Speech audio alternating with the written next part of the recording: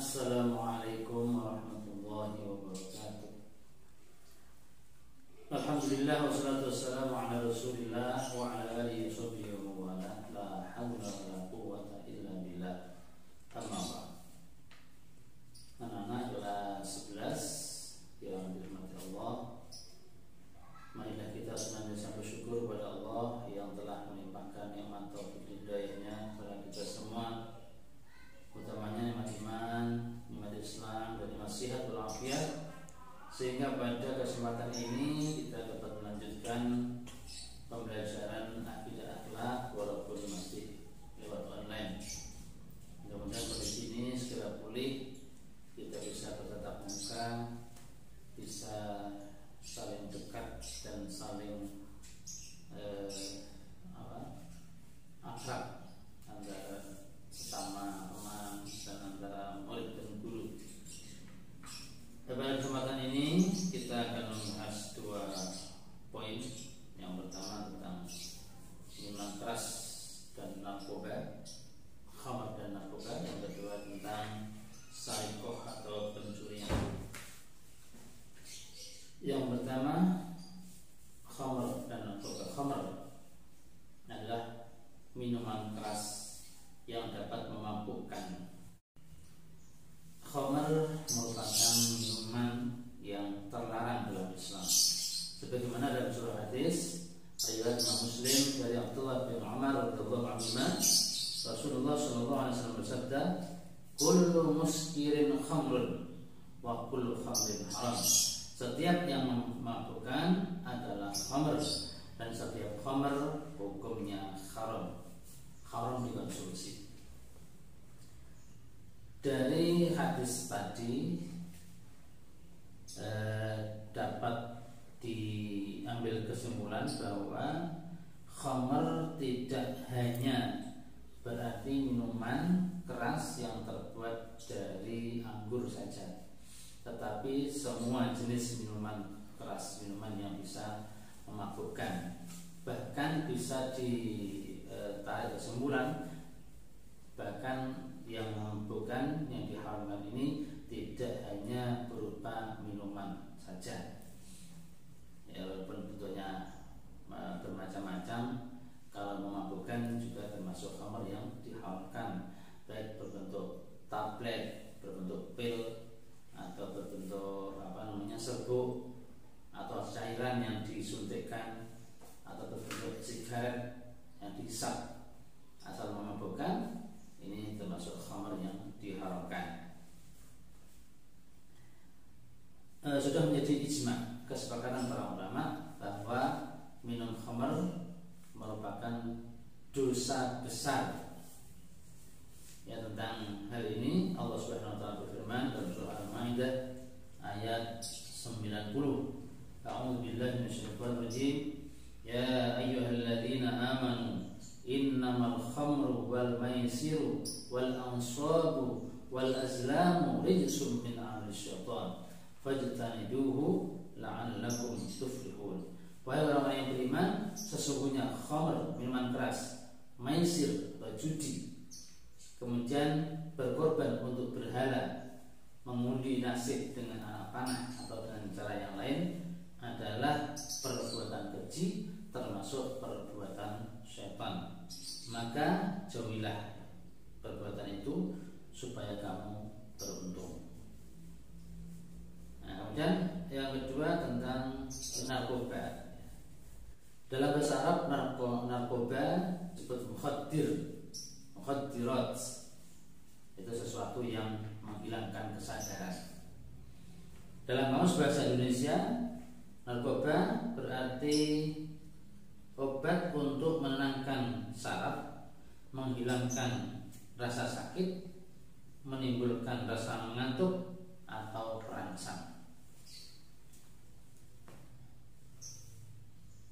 Kemudian kata narkoba itu sendiri berasal dari bahasa Yunani narke, yang berarti terbius sehingga tidak merasakan apa-apa. Narkotika dapat digunakan sebagai obat dengan syarat dengan resep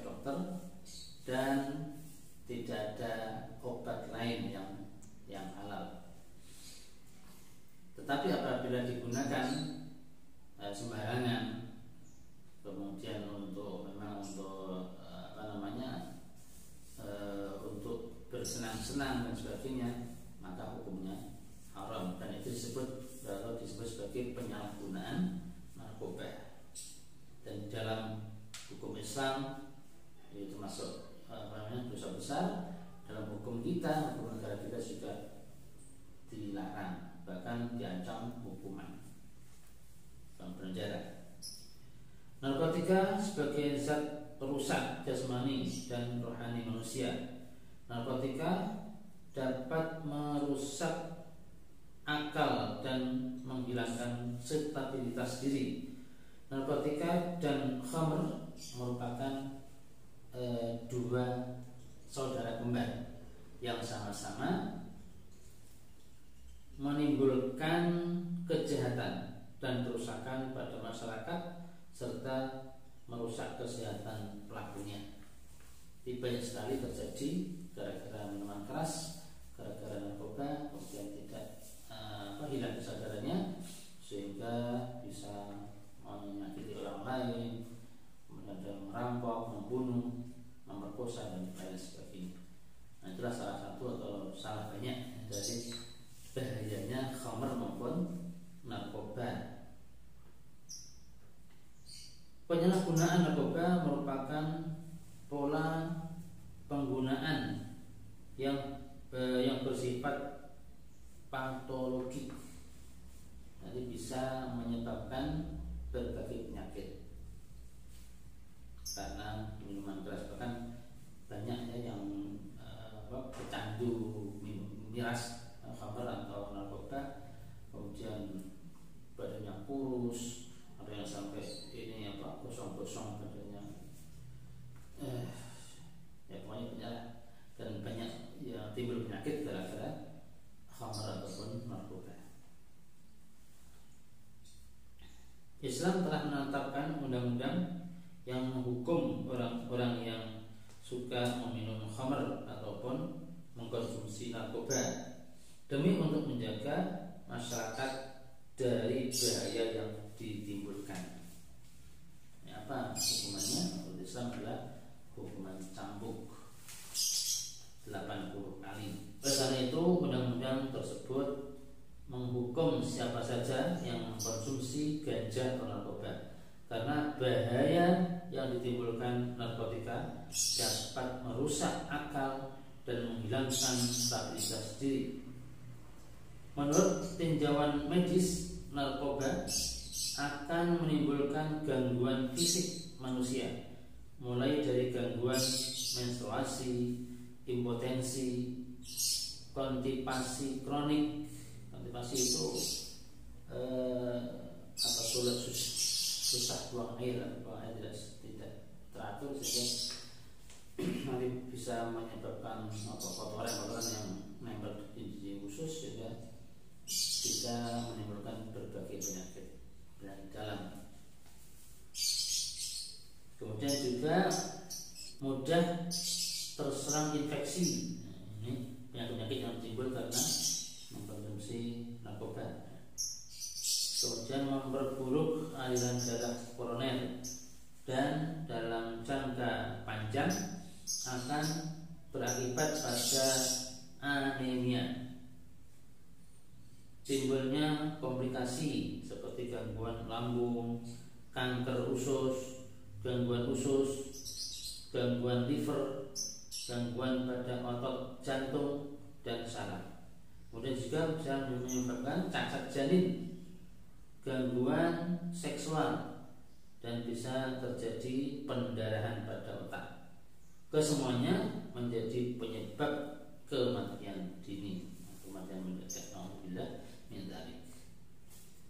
Bahaya narkoba terutama menimpa pada orang yang menyalahgunakannya, bahkan dapat pula menimpa keluarga pemakai, masyarakat di sekitarnya. Meninggalkan minuman keras dan narkoba banyak mengandung hikmah, antara lain masyarakat terhindar dari kejahatan yang dilakukan oleh seseorang yang diakibatkan mengkonsumsi minuman keras atau narkoba. Menjaga kesehatan jasmani dan rohani, dan masyarakat terhindar dari sikap kebencian dan permusuhan akibat minuman khamr dan narkoba. Menjaga hati agar tetap taqarrub kepada Allah Subhanahu wa taala dan mengerjakan salat sehingga selalu memperoleh cahaya hikmah. Ya, karena dulu pernah di zaman Sahabat ada sebelum khamr diharamkan secara total, karena disebutkan bahwa anggur itu bisa dijadikan minuman yang halal dan bisa dijadikan khamr yang memabukkan. Kemudian janganlah kamu mendekati sholat atau sukaro sedangkan kamu sedang kondisi mabuk. Karena dulu ada gara-gara mabuk menjadi imam sholat baca al-takbir enggak selesai muter terus.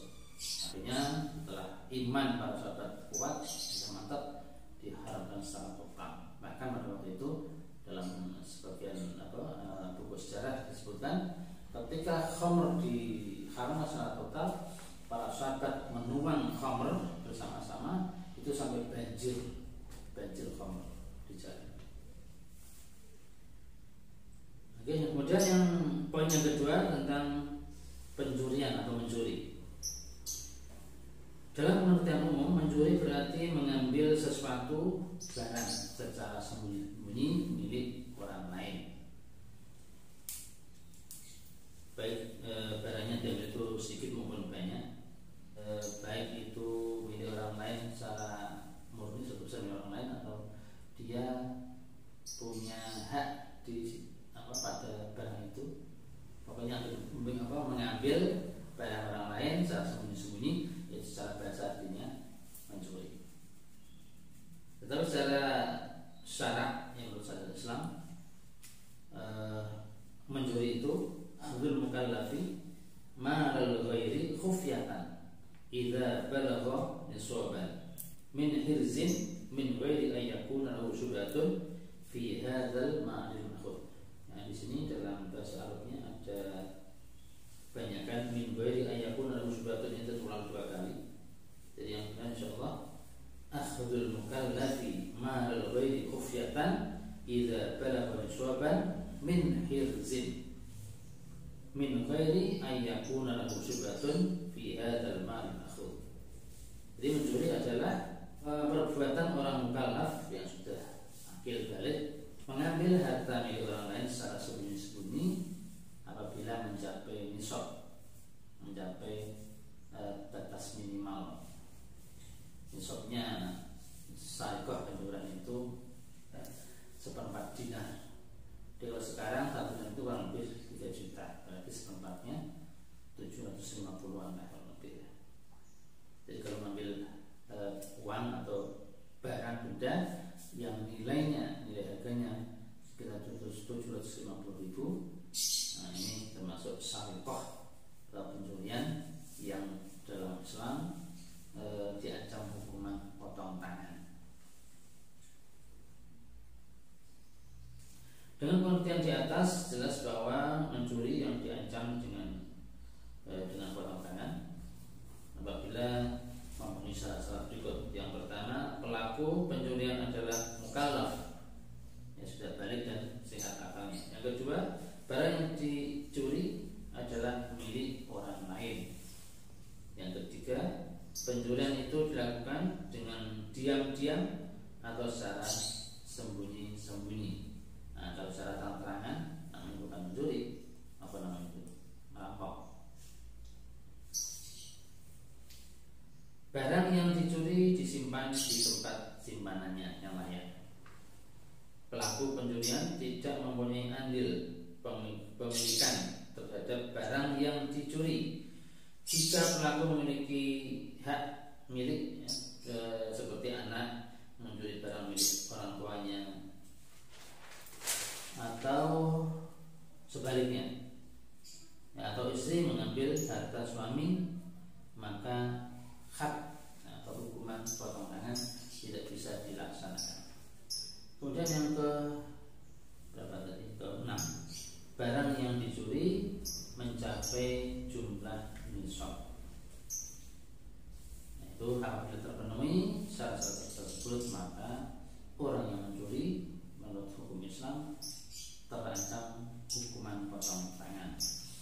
seharusnya potong tangan, ya, tangan pertama tangan. Kalau mencuri laki-laki yang kedua, potong tangan kiri. Mencuri laki ketiga, potong tangan kaki kiri, tangan kiri, ketiga tangan kiri, keempat kaki kanan. Sudah teman-temannya dipotong semua, masih mencuri juga, maka diasingkan. Diasingkan selama 1 tahun. Hikmah hukuman bagi pencuri. Adapun uqubah atau ketentuan sanksi bagi pencuri mengandung hikmah sebagai berikut. Pertama, seseorang tidak mudah dengan begitu saja mengambil barang milik orang lain karena berakibat buruk bagi dirinya, yaitu kalau ketahuan bisa dipotong tangannya, nanti kehilangan tangan. Yang kedua, hak milik seseorang benar-benar dilindungi oleh hukum Islam karena Allah Subhanahu wa taala tidak membalas, Allah tidak terbatas bilangannya, akan tetapi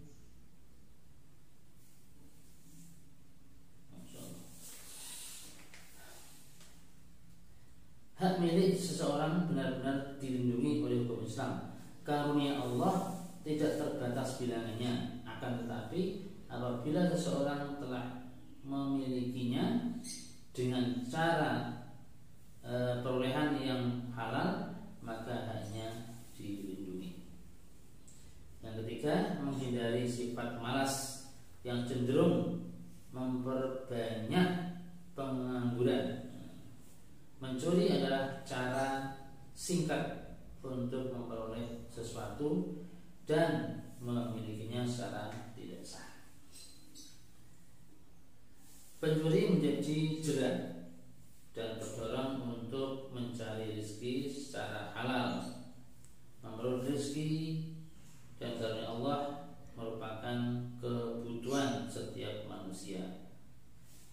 Jadi itu tadi kenapa Islam sangat melarang pencurian dan bahkan hukumannya ya lumayan berat gitu ya.